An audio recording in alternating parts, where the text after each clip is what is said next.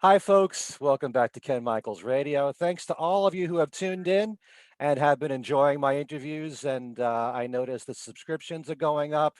And I'm really thrilled that many of you new subscribers are discovering all the older interviews. Old. I've only been doing this for 8 months on YouTube. But thanks to all of you who have been joining in. And here on this channel, as you know, I interview lots of people in the Beatle world. And my guest this time should be no stranger to you. He's had a long history doing Beatles work. He started a fanzine called Good Day Sunshine back in what year was that, Charles? I can talk? Yes, you can talk. 1981. 1981. Okay. And he's also been in charge of many Beatles conventions in the New England area. He has Since set up 1978. tours. What's that? Since 1978 on that. 1978. Okay. And he set up many tours to England for Beatle fans. And usually it's London and Liverpool. Sometimes there are trips to Hamburg, as a matter of fact. And he's been doing that since when, Charles? That's since 1983. My goodness. You know, you and I started around the same time doing Beatle work, 1982 for me in radio. But Yeah, but you're yeah, for several years now, he's been running something called the Fab Four Music Festival. I'm wearing my shirt from a few years ago just to prove to him that I need a new one. And yeah. he's here to talk about the new Fab Four Music Festival and also some of his observations through the years about music festivals since he's been such a big part of it. Welcome, Charles Rosenay, to Ken Michaels Radio. So glad to be back. And well, not to be back because I think it's my first time on this, but to Yeah, be back on the air with you I think because you've been on all my shows. we go back a long time, and it's so great to be whatever platform you are on now. Yeah. Thank you. Well, you have this new festival. Again, it's called Fab Four Music Festival, and it will run on July the 10th in Ansonia. And why don't you tell the folks what this is all about? I've been a part of it emceeing many of these years for the show, but let the folks know what this is all about. Well, Ansonia, Connecticut is kind of a close to New Haven or close to Fairfield for people who know Connecticut. We always wanted to do events in Connecticut because, well, you and I are both Connecticut folks, but also because people can come from New York, from New Jersey, from all over New England, Massachusetts, Rhode Island, and you're a few hours away from everywhere. So it's a great location. It's the only, as far as I know, it's the only Beatles music festival that's outdoors on the East Coast. And it's along the lines of the Liverpool Festival, Abbey Road on the River, more than a Hmm. convention. As you know, we did many, many conventions, and they were up there with the greatest of the guests, Pete Best and John Lennon's sister Julia and Norm Rossington and Richie Havens. We can go on literally forever. Horst Fasher, Cynthia Lennon, Joey Molly. We can go on and on because I was always proud that we got guests sometimes before any other conventions did, Hmm. or some guests that were never at conventions. And at some point, I realized that there were not a lot of us, a lot of guests left alive, or who hadn't been on the show. There was always the George Martin was always the ultimate guest. Julian Lennon. There were certain people who just never going to get at a convention, as far as I know. But we thought, well, it's all about the music, right? The music is, Hmm. people used to say, what is it about the Beatles? And I say, it's the three M's. It's the music, the magic, the memories. And those all three things still apply, but it's the music is on top of the list. And if you strip everything away, and you take away all these guest stories, and you take away the memorabilia and the merch it's the music that will live forever. True, And true. so with that in mind, the concentration is on the music, and it's being played at these festivals by multiple bands. In the old days, we'd have Beatlemania or 1964, the cast, whatever the group was, and they would play, and they'd play 5, 6, 7 sets, whatever. And it was just that one band, maybe an opening act or two. Here it's 10 bands all playing different eras of Beatles music, solo music, related 60s music, one band playing monkeys. Sorry, and what Don't it have to is apologize. I don't, because I love the monkeys, and most Beatle fans do.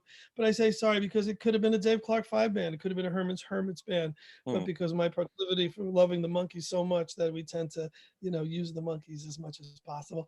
But anyway, so it's nine bands playing Beatles, one band playing monkeys, but within that we've got One Sweet Dream, who's a all McCartney band. mhm, Another band, the Black Ties, who are high energy, doing a lot of cavern, the stuff that the Beatles, did on stage before they were famous. Two of the Suits and Boots bands that mm, wear, the wigs and the costumes and, do the look-alike things is Britain's Best for New Jersey, and the Hoffners, who are headliners, who you and I know very well. mm. Um, but I don't want to leave out any bands, but what I'm trying to illustrate is that all the bands are different. Before we do, for a fact, because Yeah. you once, why do I write them emails so early on? And it's because I want to make sure that when they finish their set lists, it doesn't have repetitive songs. I don't want to hear every act a whole day ending with twist and shout. Mhm. I don't want to hear, the band say, "Oh, we got to do Come Together." The young people love it. One band claims it, one band does it, and that's it. We're not going to hear it from noon to 8, five different times. So that's something that's kind of my, my little thing, my little shtick is I don't want any of the bands to repeat music. And with the Beatles catalog, there's so many great songs. There's no need for repetition at all throughout Right. the whole day. Right. When we did 2 stages, at the Oakdale Theater, when we did indoors and outdoors, it's the same thing. We'd have 10 inside, 10 outside, and no one would repeat stuff. So you're right, the catalog is endless, and there's no reason why, you can't dig deep. Number 9, does, B-sides and outtakes and, deeper tracks. Double the Dial tends to do the more rockin' stuff. Hmm. And these are off the top of my head. All the bands are great. All the bands have fun, and they're all friends. We use some of the bands from year to year and always try to mix them up and bring in new bands. But the reason being, the fans love these bands, Hmm. and wouldn't be bringing them back more than once if they weren't A, so great, and B, so likable. They come off the stage and they hang out with the people and they go buy records and they go buy the memorabilia. And that's the other aspect of it. In the days of the conventions, we'd have, anywhere from 50 to 100 dealers, we charge them $300 a table and they would sell thousands.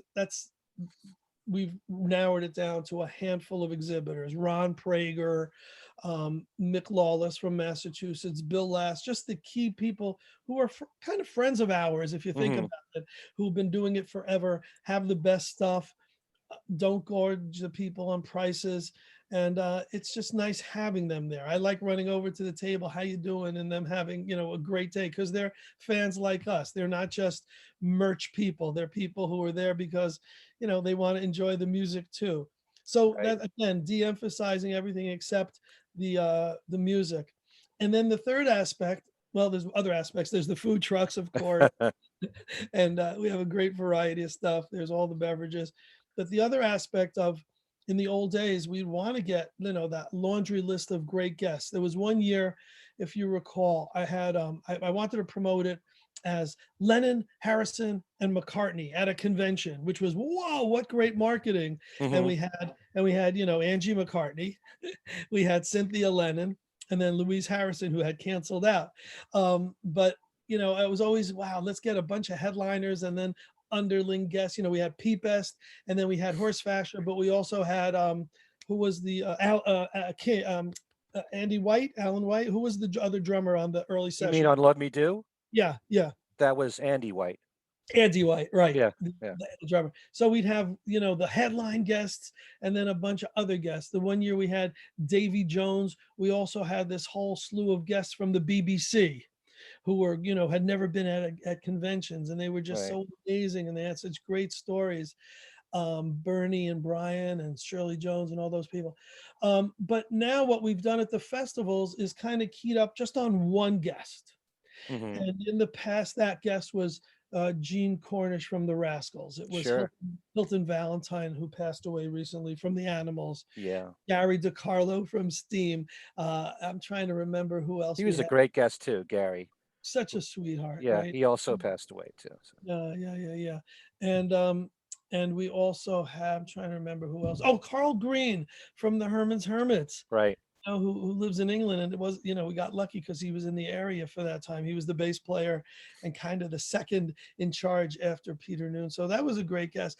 And this year we've got Brute Force, the infamous, notorious King of Fa, who's going to Right. be playing and performing that song and meeting fans and signing autographs. And he's re-released that on the Ace Records label. So he'll have 45s of that. And, Hmm. we're not overdoing it with just that one guest so people can hang out with them and, meet them and be part of, having one guest there. And just the whole day being outdoors, bring blankets, bring lawn chairs, just a great place where you can spread out if you're still reluctant to be near people Mm. for whatever health reasons. You can just camp out in your own little area and love the Hmm. music and just have a great time. And the fact that we're working with the city of Ansonia has been a real blessing, because the city itself just opened their arms. They said, Charles, well, come in, you're a promoter. And we started with drive-in movies, and we did a Mm. series of drive-in movies during COVID. And last year we I had to show a Hard Day's Night, and they all sold out. So the city's, wow, Charles, everything he does is great, sells out. This year again, Gremlins, Indiana, whatever we've showed, and we're showing Help That's on right. July 31st. Yeah. That's my deal is I'll do a drive-in series, but I have to have one Beatle movie in there one way or another. Mm. Uh, and those sell out. So they said, "What else do you do?" And I said, "Well, I'm in the horror field, so let's do a paranormal convention." And we're doing one at the end of July. But the big baby was, I said, I'd love to do, my Beatles music festival, the Fab Four Music Festival in Ansonia, but I don't think you have the right location, because they said this place, Warsaw Park, where we were having the drive-ins, Mm. and it could hold, a few hundred people, but then you got to squeeze in the cars, and it might have been an issue. And they said, well, what about Nolan Field, which I really didn't know about. Anyone who's in the area who ever had kids play football or soccer or baseball knew Nolan Field, because Hmm. whatever city you lived in Connecticut, your team would probably play their team, and you would eventually play at Ansonia Field. So Hmm. people knew it. I was very surprised when I advertised Nolan Field. They go, oh, great. I played football there when I was a teenager Hmm. 35 years ago. Or, oh yeah, my kids play there. So that was great. And they said it's a perfect location. It's got a built-in giant stage. It's got bleachers on the side. So you can be in the bleachers. We have a VIP section in the front for actual seating if you want to do that, but the rest of the space is vast. It goes on forever. And the surrounding area is all tarred, so the food vendors and the exhibitors can set up on it. So Mm. it should be a great day, and it should be like the ideal setting, and hopefully enough fans come out and support it that we can do it there every single year. That's my hope. Yeah. And I could tell everybody watching this, having been a part of it many times, for me personally, a lot of what Charles said is why I'm excited about being there, because I like variety. I like seeing different acts. I like seeing bands that dress up in the Beatles suits, but at the same time, I like seeing, you know, guys with jeans and t-shirts and nothing else and not dressing fancy, or even an all-female band doing Beatles music, or duos, just Mhm, acoustic sets. mhm. And the band One Street Dream mixes McCartney's Beatle music with solo music. So Right. there's all different types of bands there to keep me interested throughout the whole day. Yeah, it's a So great mix. that's the fun. The Navels are the band that are led by a female, Yeah. and what a voice! I mean, it's Grace Slick level amazing, and they've been doing it forever. And theirs is a combination of Beatles and classic '60s, as is Mersey Beat, Connecticut, not to be mixed up with the Mersey Beats from England. Right. Um, yeah, but that's another great aspect of the event, is that the side stuff, the fact that you're on stage, introducing the bands, doing trivia, it's your personality and mine. If it was up to me, I would be doing all the emceeing, but I got to run around and produce the Mm. event and make sure the fans are having fun and there's no issues at the door, and that the, vendors are all happy and the food trucks are, selling things and it's all fresh and delicious. So I'm running around. You're there for me. You're always, and I appreciate that. So people, who know you and people who don't know you should come, just, to get to see you as a Beatles celebrity. The other guys who are going to be there, there's some authors who have vendors tables this year. And one of them is Michael Ventrella, who's written several books on Mm, Beatles and monkeys. okay. Uh, Also, Paul Ferrante, who wrote a Beatles book, something 500 Miles to Memphis, if I'm not mistaken. I might have that title Okay. wrong. I think I know And what you're talking about. Fred Fred Velez. is going to be there. Yep. Bill Last is going to be there, who has, this is a secret, he's got a video book coming out on all the Beatle videos and solo videos, but don't tell anyone. Okay. And the last author is Tony Renzoni, who's written a book on Connecticut rock and roll, and he's got a Okay. sequel coming out to that. So we don't we don't gorge them, the vendors, but we'd like to have the vendors who are selling the stuff, the merch, the shirts, the memorabilia, the chazarai, the records, all that stuff. And then there's a section for just the authors. So if you can picture a baseball field, and you have the warning, what's the back before the fence, when so you don't get so the player knows that he's not going to hit the wall. There's Oh, that I know one what you mean. area. Yeah. Yeah. So figure that, and it's all tarred, and that whole area is going to be vendors surrounding the field. Mm, And so it's all accessible. It's only few feet away from wherever you're going to be seated and watching the show, and you're not going to miss anything. It's not like the old days when if you go into a separate room, oh my gosh, I'm going to miss the what's going to go on stage. right. It's all there. You can't miss it. The other great thing is bands get their best stuff together and play for a half hour. Hmm. They're not on there for 3 hours. So if I got home, this band, I like them, but they're not, oh, I can't wait to the next band. Half hour, they're gone, and then it's 15-minute break. So it's constantly changing, because you help me with the stage management. So we got to rush bands off sometimes. I got to tell you, there are a few acts that I was so impressed with. First of all, a few years ago, you brought Black Rabbit to the Oh stage, yeah. and that Oh yeah. was after they made their debut on the Ellen Show. And I Right. hadn't heard about them. Actually, I just saw the video on YouTube of them in the New York subway performing, Spring on the and subways. they brought the house down. That was one of Yeah. my favorite moments. So thank you Oh, for bringing sure. Black Rabbit to Beatle fans. No, I love them. And for fans who don't know, the novelty of it is they're, two young black brothers, and you don't associate that with Beatles. But forget that. Their harmonies are Yeah, as good as any people who've ever sung Beatles aside from Lennon and McCartney. They're so spot on. And and you close your eyes and you think it's them, and then you open your eyes and go, wow, who would have guessed? It, yeah. they were such a great treat for the event. Yeah, I hope they're doing good, because they've been trying to record their own material and trying to branch out, successfully beyond their Beatles sound. So Yeah. I'm hoping they've succeeded with that. There was one group, I forget their name, and they just did like John's political stuff, like it was Oh, 1972. oh, yeah, So you don't normally hear that from a right. lot of these bands these days. So again, that's part of the reason why I enjoy going to these shows. Yeah, there was also a band that kind of mixed a Beatles and Led Zeppelin sound. Oh yeah, yeah. Charlie. Right. And they looked real punky. They were from New York. My friend Charlie's band, and I don't remember their name. Yeah, that Yeah, was a but few years ago. They rocked. yeah, there's Yeah. so much variety within the show. Yeah, but I wanted to also ask you from all these years of doing these festivals, have you noticed what kind of acts get the greatest response? Is it so mixed, or do more people go for the boots and suits as you call them, or do most people want something radically different? Well, so I don't. We're tough. I mean, because I know if I put on the Onos and they're doing, a whole set of solo things, you're in ecstasy. That's the ultimate for you, Hmm, and because they do it great. And sometimes they'll pull it out. Oh, who would have thought they were going to do that? And yeah. that's always a surprise. And we have a few of the bands are doing that this year. But you know what?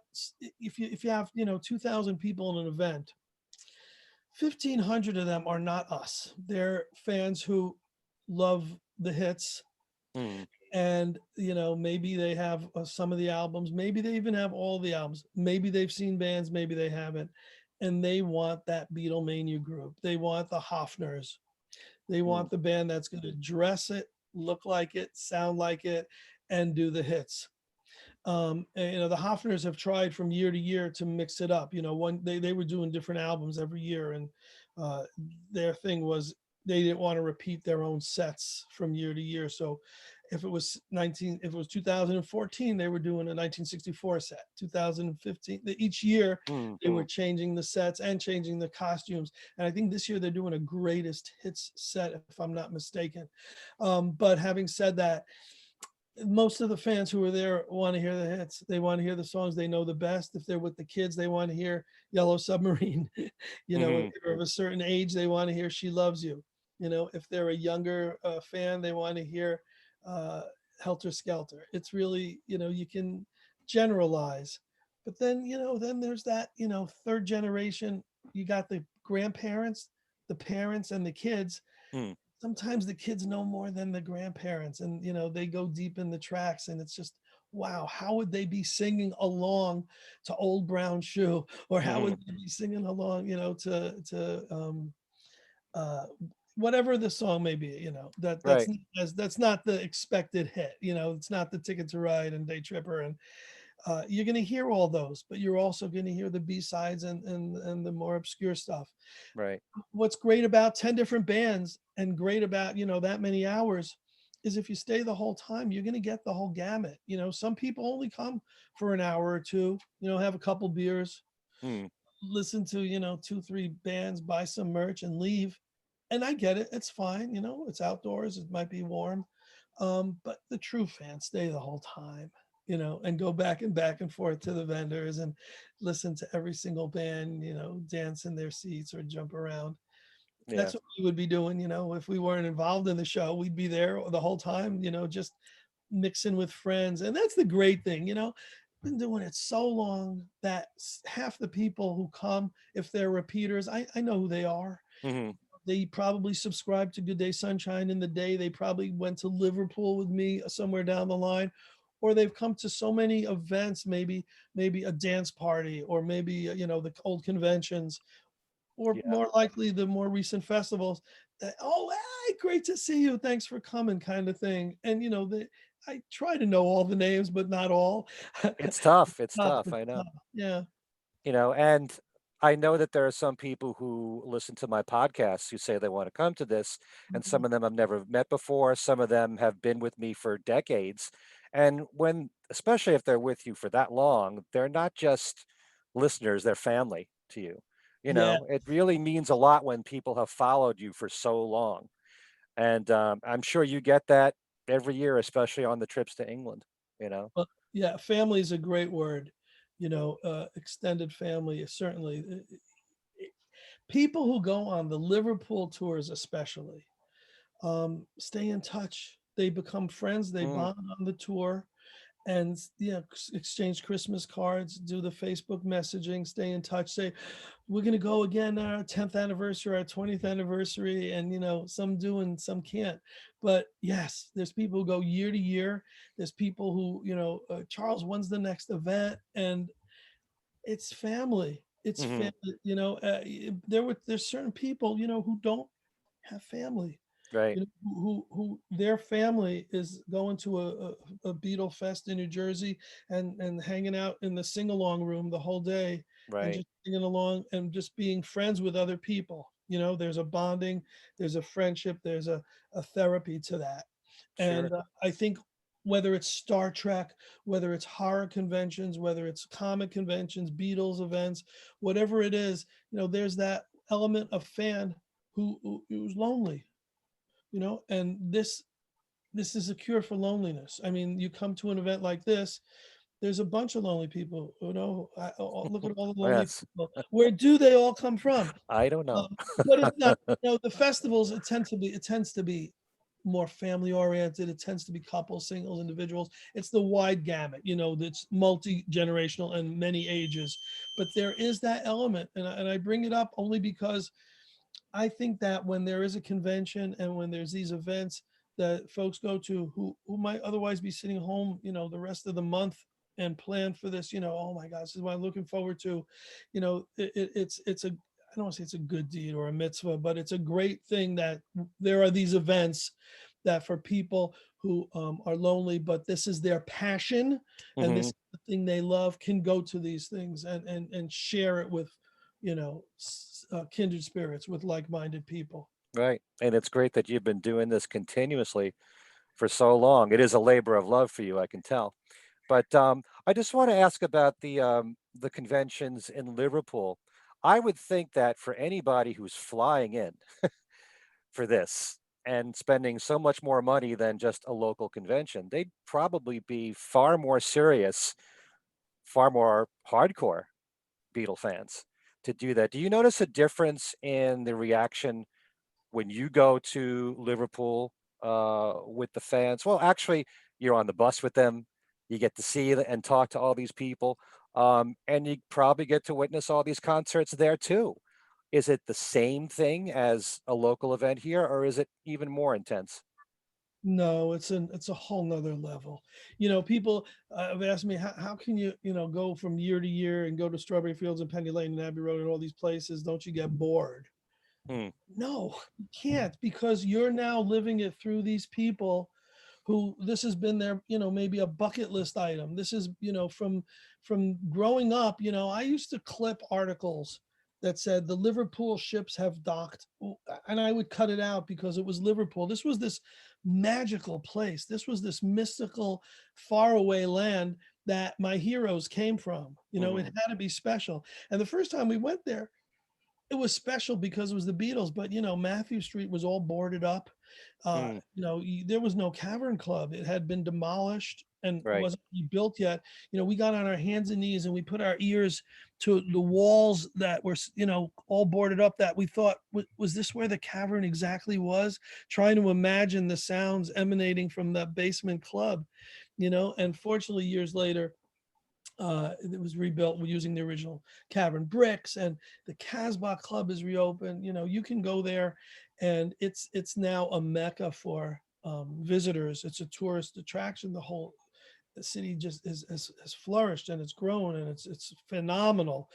But in that day, the ones who came were the most hardcore diehards. There's no doubt about it. Hmm. If you went in the early 80s, when if you went, the only person who can show you around and tell you actual stories was someone like Alan Williams. You Hmm. know, you'd pay for his day. You'd Right. go in the lab and he'd show you, well, this would have been, and what's as far as he knew were the places. Now, so many places what unearthed since then. Where John and Paul met. The St. Peter's, all that stuff.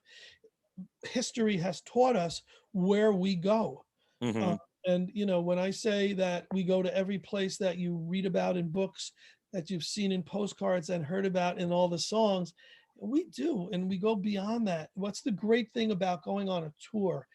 And I always preface this by saying, go to Liverpool. You don't have to go with me. Hmm. Go. You want to go at least once in your life. I feel Right. if you're a Beatles fan, you know, conventions are phenomenal. Festivals are great. Going to see the local Beatle band, going to see, Rain in concert, all these things. Yeah, it's a must and great when they come around. But that one next level, the ultimate, is Hmm. going on a Beatles tour. So go on your own, but if you want to go with fellow fans, if you want to make sure you're going into every place that you may not be able to go to in other times of the year, if you want to go during Beatle week, which I guess is equivalent to going to, Graceland during Elvis week, you want to go with us, and I host it. So automatically it's more fun, right, Ken? Absolutely. My personality and my silliness, it makes it another level of enjoyment. Hmm. But you go with fellow fans, and it's safe, and from it's curated from the minute you're getting up. Go to breakfast, right to an event. Stop for lunch, go to more events. Stop for dinner, and then it's not over. Like a senior citizens tour, Hmm. where if you take a tour to Mexico, you take a tour to Spain, you go for dinner, that's the end of the night, you go to sleep. No, no, that's when the partying starts. That's Yes. when the evening concerts happen. It's when the all-nighters. So, the only thing we tell you is, sleep a lot before the tour, Hmm. because you're going to get very little sleep on the tour, Right. and be prepared to just have the greatest time of your life. It's just the ultimate adventure, and the ultimate journey, and the ultimate experience for any true Beatles fan. And Liverpooltours.com We've been doing it since the 80s. I think we got it right because, in all these years, we haven't had any complaints. And that's unbelievable in any business like this. People come back just raving about it and coming back multiple times. Yeah. Now, sometimes you've also included trips to Scotland Yes. and also Hamburg. Scotland, Hamburg, and the Netherlands. We've done Holland, Amsterdam, and we also did Manchester once. Okay. And that's a sadder than happier story. Of course, the Beatles played Manchester. It's only 45 minutes from Liverpool, but we included it one year as a city because Davy Jones was supposed to host it. Uh, And the year that he was supposed to host it and show us where he was born and where he grew up and his schools and all that, and tie in, the Beatles connections and all that, was the year that he had passed. But we went to Manchester anyway, and included that one year. But the best trips were the ones like we would every third or fourth year we would do Hamburg. mm, And it would be either hosted by Tony Sheridan or Horst Fasher, all those great people. We haven't really done Hamburg again because in those days it seemed like the people were saying, "Okay, Charles, I want to come back, but I want to go to another city." hmm. So they would go to London, Liverpool, and Henley. We always go to Henley, right? Which is Yeah. where Great. Prior Park is. So Hmm. that's automatic. Those three cities are automatic. But we would add the city when enough fans were saying, "I'm coming back. There's a group of us. There's 10 of us, 20. We got to go to a different place." Okay, we'll go to Hamburg. We went to Hamburg. All right, we'll add Scotland. You know. So that was really the impetus for adding different cities. Was people demanding that they come back, but they want to go somewhere else. And the Holland, the Amsterdam, those trips were really amazing when we went to the Netherlands as part of it. And Hamburg was great. And Scotland was amazing. And we only did that twice. Mm. And one year there was a convention there, so it was a great tie-in. And one year, who was the Scottish guy that wrote the book that the Beatles toured with? Johnny Gentle Johnny Gentle. Yeah. was one of our Yeah. performers. So, it made sense. There was reasons why we went. Yeah. We found out that Jimmy Nicol had a cottage in Wales, and we could have an afternoon with him. Believe me, we would do a day in Wales and add an extra city. So sometimes there's a reason why we add Right. that extra city. Yeah. Well, as you probably know, I've never been on any of your trips, regretfully. I went to England Unbelievable. once and I made the big mistake of doing it the wrong way because I didn't spend enough time in Liverpool when I went there. But I am promising you that I will be on one of your trips. But I actually have been waiting for Hamburg, just to let you know. Yeah. In some Yeah. ways, So, it's just as important to me sometimes as Liverpool, considering just how important that city was and the Beatles developing as a band there. So right. yeah, but it's going to happen. When we first went, the Star Club, we went to the Star Club. When we first went, we went to the Top 10 Club. When Hmm. we first went, we went to the Indra, and the Indra is the only one still open. So, that was taking away a bit of the cachet of going to Hamburg. Um, Horst Fasher, thank God, still alive, still healthy, still hosts. Tony Sheridan's no longer with us. Right. So, it's not as easy to do the three cities, the extra city. But again, if you said, "Hey, Charles, I'm putting together a Ken Michael division of this, and I've got 20 people who want to go, but it has to be Hamburg," I'll add Hamburg. That would be the fact. Okay. See, but your other half has been with us, and I she, know. she swears that it was one of the greatest trips she's ever had, and how many friends she's made to this day that are still dear friends of you guys who she They met. are her closest friends. Right. And we're always vowing to go back together as a group. And that's not that easy to pull off sometimes, but I hope we So can do it. But so I'm gonna put you on the spot here. We did conventions, we did tours, we do festivals, we know we published a magazine, blah blah blah, on and on. Your listeners probably don't know that we used to do weekends in the Catskills. yes. Yeah, in fact, What that's where was I one met of- my wife. Right, that's what I was building up to. So Yeah, when you talk about great stories that come about from our Beatle events, that's only that I can't talk about that on any other program. I can talk about that on your program because you met Joanne, and if I'm not mistaken, our guests were Tony Sheridan and and Billy Billy J. Kramer. Kramer, Yep. right? And A- just what a weekend, right? And I interviewed Tony that weekend, the only time I Yeah. ever got to do an interview. And now Wow. I treasure it because he's Tony Sheridan. you know, Yeah, yeah, just yeah, to be yeah. able to say, especially that's another thing with the work that we've done all these decades. So many of the people that we've met and interviewed are no longer with us, which makes Right. me all the more grateful for whatever time I spent with these people, especially if I've interviewed them. So, Sure. and I'm glad to share a lot of this stuff on my radio shows and on my website.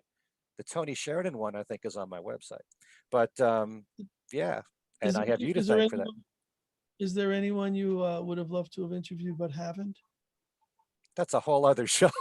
You can, well, first of all, Paul, So get me so Paul. besides the top four, because we know you have Ringo and we yeah, is there like because my elusive guests were always George Martin and Julian Lennon. And George Martin, we actually came to terms and agreed upon him hosting a cruise. We were going to Oh, do a cruise because he wanted to bring his family, thought it was a great idea. And you know why he backed out? Because he was losing his hearing. He was very hard of hearing. And he was embarrassed that he'd be walking on the deck or he'd be walking along, just through the cabins and somebody would stop him and ask him a question hmm, and that he wouldn't be able to hear them to answer them properly. that's And that sad.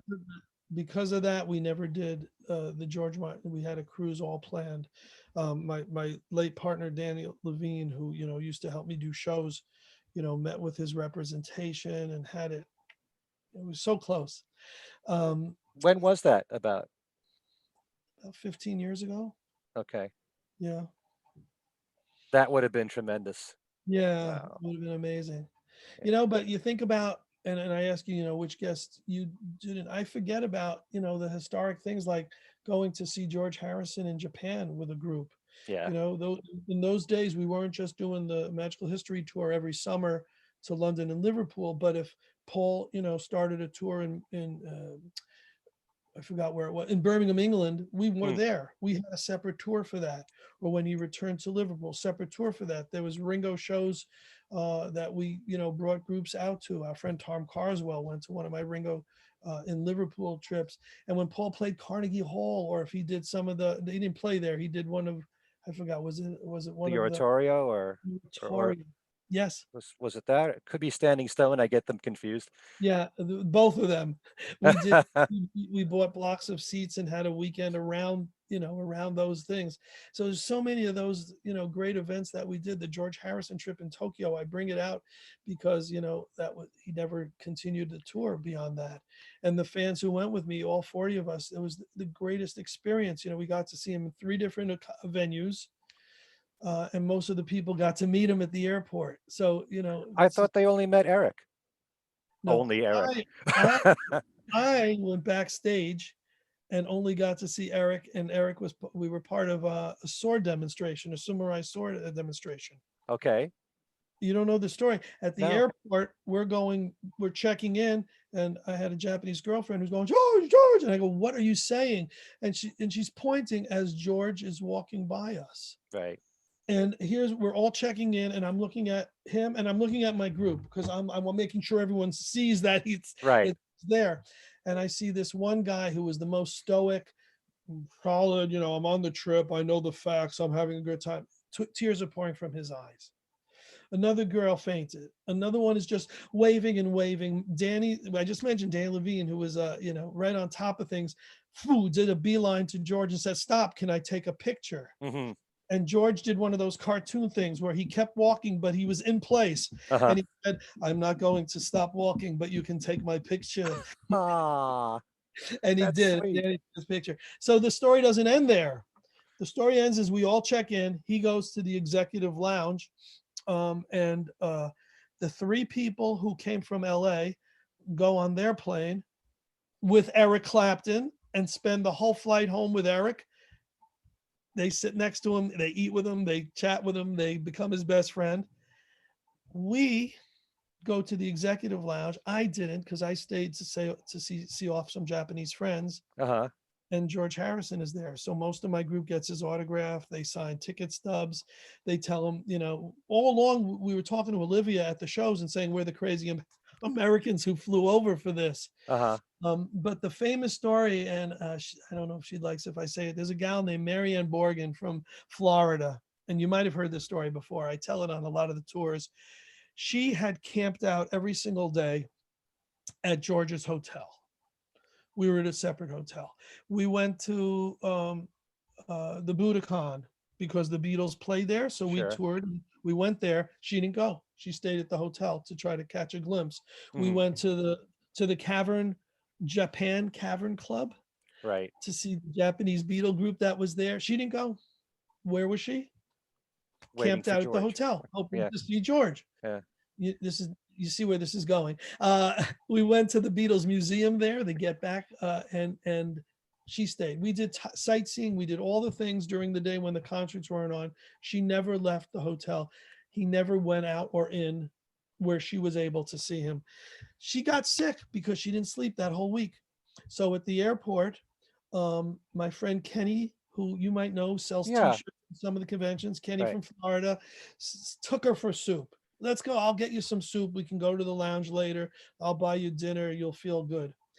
Ken, everybody got to have a close experience with George, except for me and except for Marianne, because she went for soup. And when she went down to the lounge, when it was all said and done, George had left. He went on his London flight. Our New York flight was later. Uh, no one, she didn't believe them. She just thought they were pulling her leg. She thought, no, if you didn't. And then they started bringing out the photographs and the signed ticket stubs. And She that's must have the been hysterical after that. Marianne Borgen story. To this day, I tell the story on tours and she tells the story too. We're still friends. And, it is what it is. But That is tough. I, I would be banging my head against the wall yeah, ever since then. All right. Well, this has been great having you here on the channel. And if people want more information, they can go to your website for the festival, which is fab4musicfestival.com. The the four is the number, number four.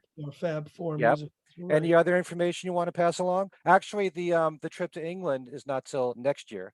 Correct. Yeah. We had a lot of reservations and rolled them over to 2022, and it's late August to coincide with Beatle Week. And fans can go to www.liverpooltours.com for information on that. But Fab Four Music Festival in Connecticut, I hope a lot of people come. They're gonna have a great time.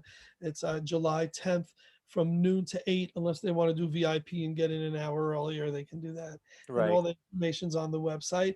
And they get to see me on stage a little and you on stage a lot, bringing on all the bands and having fun and telling all the people what's going on. And Okay. at the show, we'll tell everybody about the after party. We're not giving that information out Okay. until the day. All right. All right. There's also, you have trips to Israel. Yes. So, you know, I did a bunch of these. I do ghost tours and Dracula tours because Uh-huh. that's one of my other passions. And the people who've gone on the Dracula tours had such a great time. Just like a Beatle fan went to London, Liverpool, would want to go to Hamburg and other Hmm. cities. So they say, why don't you do ghost tours to other places? So we started doing London, and we did Ireland, and we did Scotland, and we did Germany and Czech Republic, and we did all these really scary, creepy places that are reputedly haunted. And I started saying, well, where else can we go? And I have inroads in Cuba. So Hmm. we did a ghost tour to Cuba. People say, what's haunted in Cuba? Believe me, we found a ton of places that are haunted. And then we did a Beatles tour to Cuba. Now, mind you, what's the Beatles connection in Cuba? There isn't a lot, but we took the The regular statue. tour. There's that Thank you. statue. We built it around the John Lennon statue. That Yeah. was one of the main things. Plus, there's two Beatles nightclubs, themed clubs in Cuba. And there's no other in the world except for England. There's no other place that has two Beatle themed clubs except Israel. So people Wow. said, so we did a ghost tour to Israel, and they said, "What's haunted in Israel?" And I said, "Well, what isn't? Every biblical site, is feasibly haunted." But there's this great legend about the Beatles who were supposed to come to Israel and play Ramat Gan Stadium, Hmm. tickets online and all that. Is it true? Is it a legend? We go behind the scenes on that and all the people who were involved in that. Paul McCartney played in Israel, so we have meetings with his family, the families of the promoters. Ringo has played Israel, so we have a lot of connections to that. Mm, Plus, there's an Israeli Beatles fan club. So, what is it? It's an excuse for people who would want to go to Cuba but don't have a real reason to, or a way to get in and be safe. right. With Israel, it's similar. It's for fans who are interested in going on a tour to another place that they might not otherwise go. And we connect it with Beatle reasons. And that's potentially or tentatively February of 2022. And there's a Facebook page on that. I think if you put in Beatles and you put in Israel and tour, it'll probably come up. But yeah, if enough people want to go, we're definitely going to do that because it gives me an excuse to go back to Israel, and I would love to do that again soon. It's great that you come up with all these ideas. You're an ideas man. Yeah, yeah, I'm nuts, in other words. Yes. But Charles, it has been great having you here, and you know that my channel is your channel. It's you know, because we're family too. So anytime you want to talk or have something you want to plug, you're more than welcome to be on here. And I hope to see everybody at the Fab Four Music Festival. By the way, there's a rain date, just in case it Next does day, rain. the Yeah, next day, which is July the 11th. 11th. Yeah. So once again, fab4musicfestival.com for the number four. And thanks so much, Charles. And thanks so much to all of you for watching. Thank Okay. you. Bye, everyone. All right. Bye bye.